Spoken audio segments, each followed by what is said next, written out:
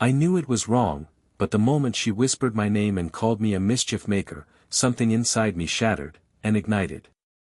The afternoon sunlight spilled through the living room windows, painting warm golden streaks across the hardwood floor.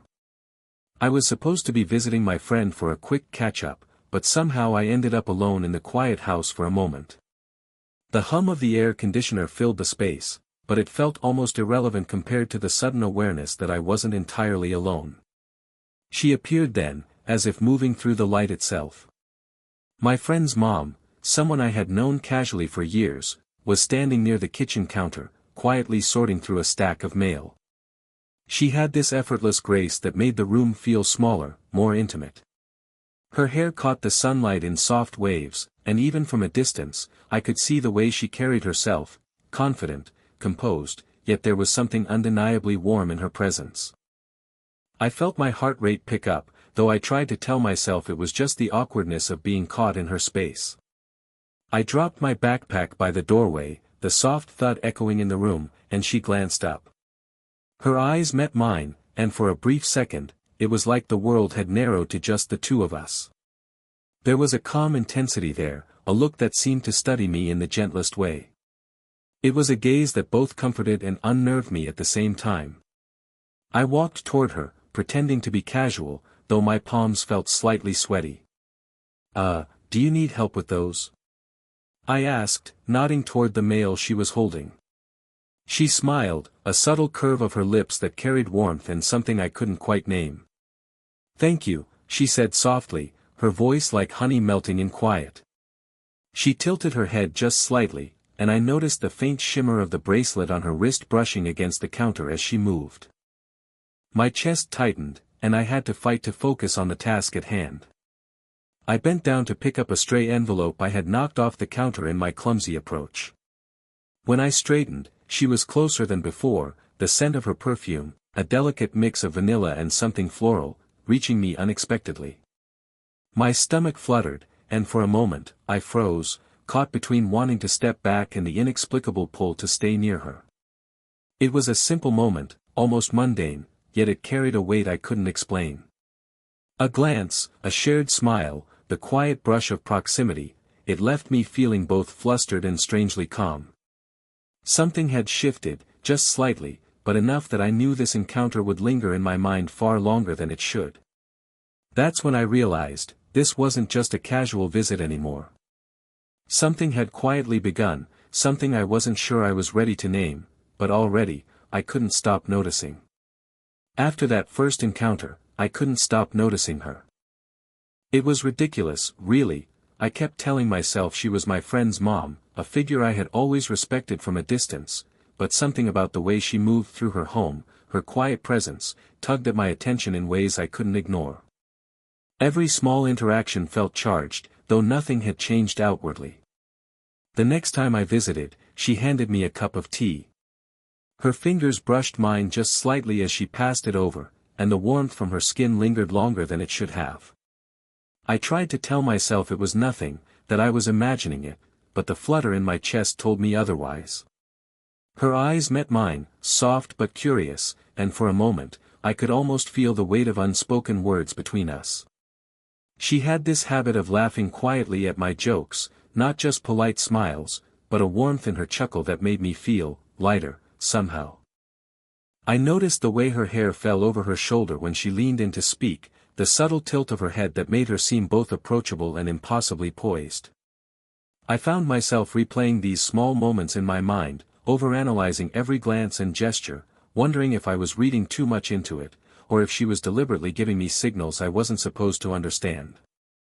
One evening, we were tidying up after my friend left for a quick errand. She came past me to clear a stack of magazines, and our hands brushed as she reached for the same pile.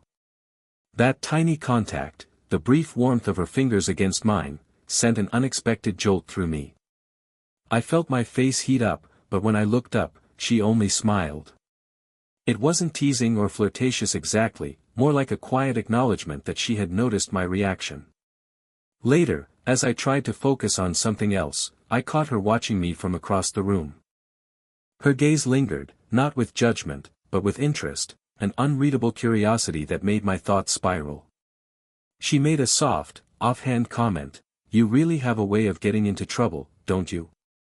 It was casual, teasing, but the way she said it, almost a whisper, almost intimate, made my stomach flutter.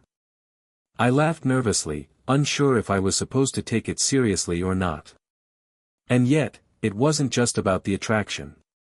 It was about the awareness she brought out in me, the way every small interaction made me hyper-conscious of myself, of her, and of this delicate tension that had begun to weave between us. I couldn't stop thinking about her, even when I tried.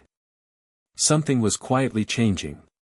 I wasn't sure where it would lead, or if I even wanted to know, but for the first time, I realized that every glance, every touch, every soft laugh carried a weight I couldn't ignore.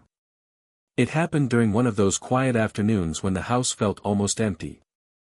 My friend had gone out for a quick errand, leaving the two of us alone. I was in the living room, absent-mindedly flipping through a magazine, when I noticed her moving toward me from the kitchen. She carried a small plate of cookies, but her steps were measured, deliberate, and there was something in her gaze that made me forget the mundane task at hand. She set the plate down on the coffee table, and I instinctively leaned forward to thank her. That's when it happened, the moment that would replay in my mind over and over. She leaned slightly closer, just enough that I could feel her presence more acutely, the faint warmth radiating from her body, the subtle scent of her perfume, and the delicate brush of her hair against my shoulder. Then she whispered, almost conspiratorially, so softly that it was meant only for me, "You're just a boy, but I like boys who misbehave." The words hit me like a spark in a quiet room, small but impossible to ignore. My chest tightened, my stomach fluttered, and for a moment, it felt like time slowed down. I froze, caught between shock, curiosity, and an inexplicable thrill. She pulled back just slightly, her eyes meeting mine with that same warm, unreadable intensity that had haunted me for weeks. I wanted to respond, to say something clever or dismissive, but the words stuck in my throat. My mind raced, trying to make sense of what she had just said. Was it a joke? A test? Or something more, something forbidden that I wasn't supposed to feel drawn to? Even though she had pulled back, the intimacy of the moment lingered. I could feel it in the way my fingertips tingled, in the subtle pounding of my heart, and in the heat creeping up my neck. It was dangerous, thrilling, and confusing all at once. The air between us felt charged, almost alive, as if the room itself had shifted to accommodate the tension. She smiled then, softly, without saying another word.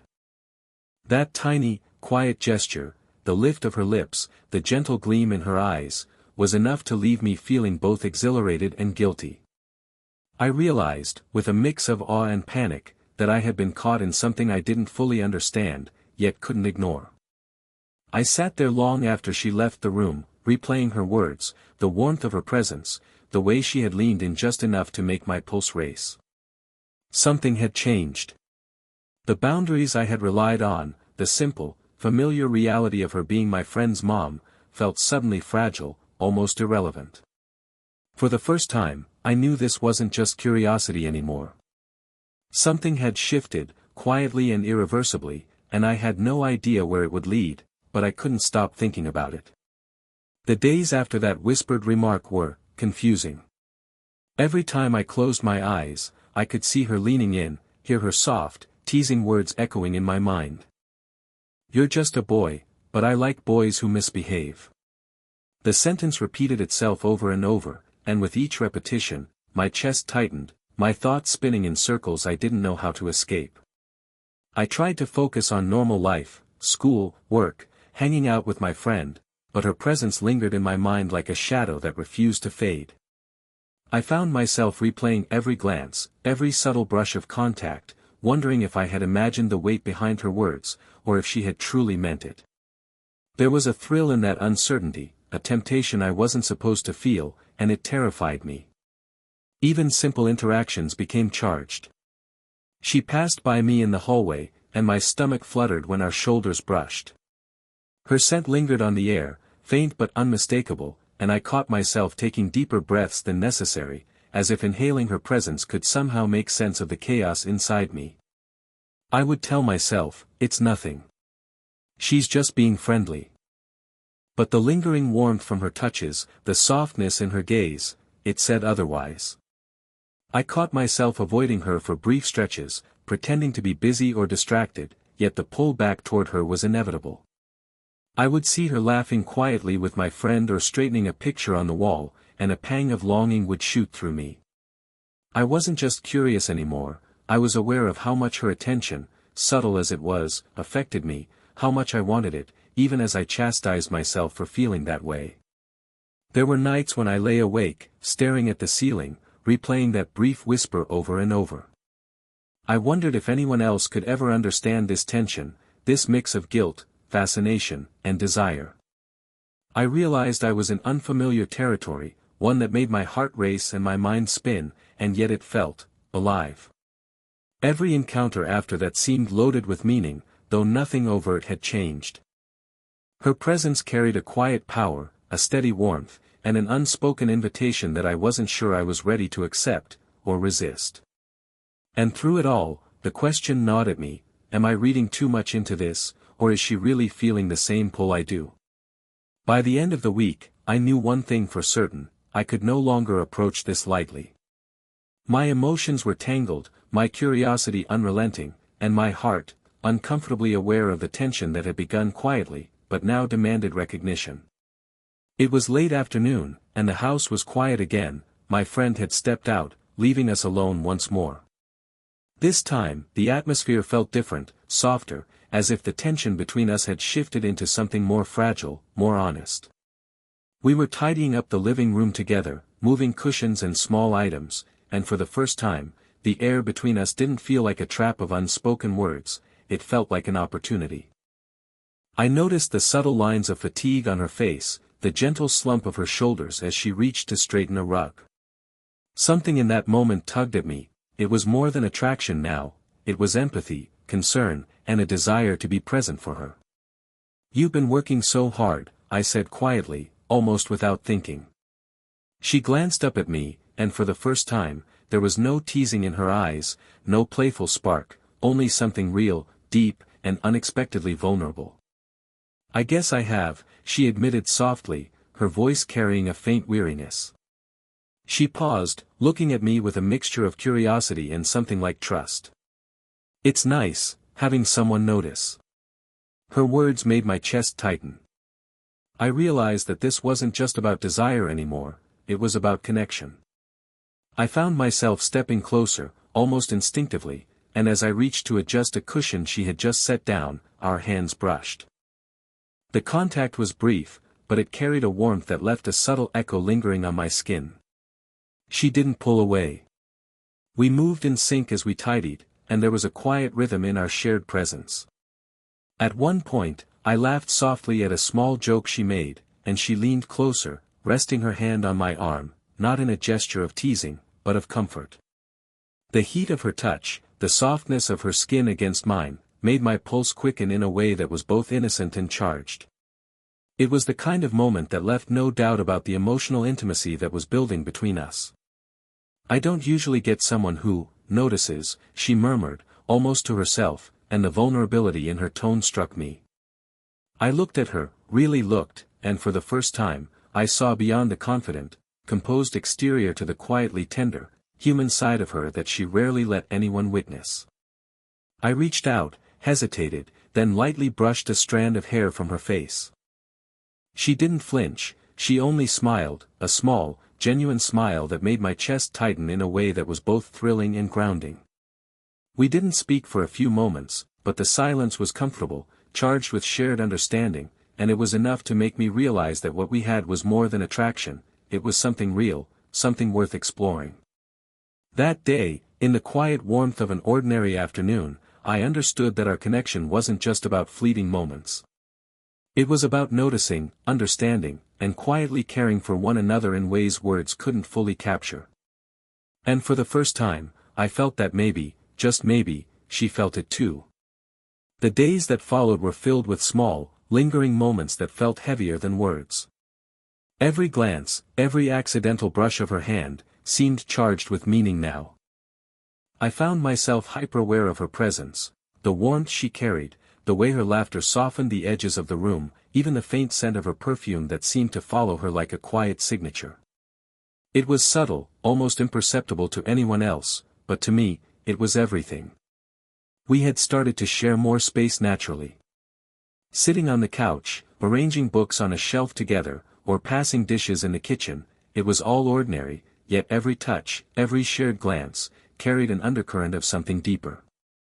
I noticed how my hand would linger just a fraction longer when I handed her a cup of tea, how her eyes would meet mine in a pause that said more than speech ever could.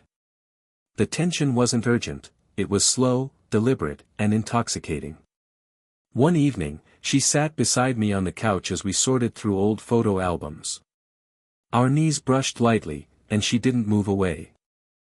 Instead, she shifted closer, her shoulder brushing against mine, and I felt a warmth spread through me, a mix of comfort and anticipation. I could hear the soft rhythm of her breathing, see the subtle expressions crossing her face as she pointed out memories and smiled at fleeting recollections. It was intimate in a way that words couldn't capture, a closeness that spoke of trust, curiosity, and mutual understanding. I reached out almost unconsciously, adjusting a lock of hair that had fallen across her face. Her eyes softened, and she didn't flinch. Instead, she tilted her head slightly, letting me stay close. It was a small gesture, entirely innocent, yet it carried weight. My heart thumped, my chest tightened, and I realized that every subtle touch between us had become a language of its own, a way to communicate feelings we weren't ready to speak aloud. There were moments of quiet laughter too, little jokes exchanged in whispers, the brush of her fingers against mine when we reached for the same page, or the comforting rest of her hand on my arm as we spoke. Each moment was a revelation, a gentle acknowledgement that we were both aware of the connection that had quietly blossomed between us. For the first time, I began to understand the depth of her presence in my life. It wasn't just attraction, it was a steady, grounding intimacy that made me feel seen, noticed, and understood in ways I hadn't expected. And somewhere deep inside, I knew she felt it too, the quiet pull of two souls recognizing each other's presence, cautiously, tenderly, and with unspoken consent. That night, as I left the house, I walked away with a mixture of anticipation and calm. Our connection had grown into something real, meaningful, and slow-burning, a rhythm that neither of us could ignore, yet neither needed to rush. And in that delicate space between desire and understanding, I realized just how profoundly she had begun to touch my heart. The tension that had been building between us for weeks finally settled into something quieter, more certain. It wasn't about grand gestures or dramatic declarations, it was about presence, about knowing that someone truly saw you, and that you could see them in return. That realization hit me one lazy evening as we sat together in the living room, the soft golden light from the setting sun spilling across the floor. We were side by side on the couch, casually flipping through a photo album, our knees brushing lightly. The closeness no longer carried the same intensity of anxiety it had before, instead, it was comfortable, reassuring. Each small touch, a brief hand squeeze, a brush of hair from her face, the way she rested her shoulder near mine, was a reminder of the intimacy we had cultivated quietly, day by day. Her laughter came easily that evening, unguarded and genuine, filling the room with warmth. I found myself smiling along with her, my chest light, my mind finally at ease. The moments of nervous anticipation had given way to something steady, something that felt like home.